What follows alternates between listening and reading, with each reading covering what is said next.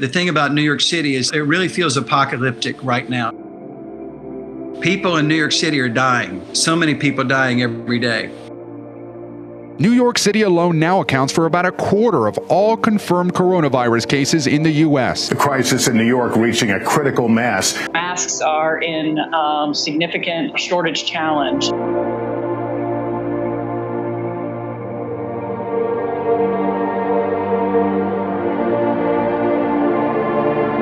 At this point, we've delivered 3,000 or 4,000 masks and about 500 face shields. This week, we're going to deliver another 10,000 masks and about 400 or 500 more face shields.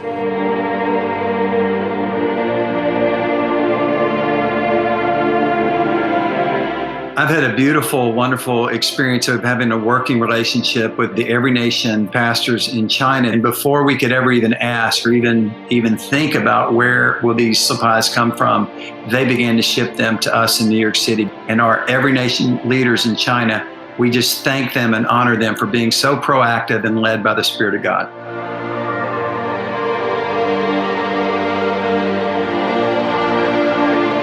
Our church has really been triumphant and everyone's praying. We're on prayer calls 7 days a week. There's a sense that God is moving.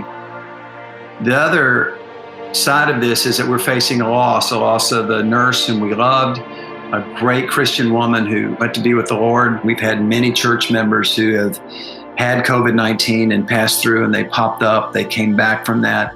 But to see a sister who is so loved and so beloved and so appreciated go to be with Jesus has been a painful loss.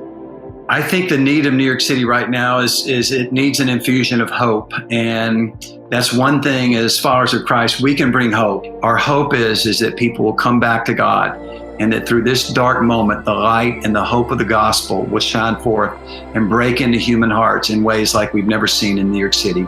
We thank you for your prayers and we thank you for your care and concern for New York. And that's our great hope, that God would take over the city.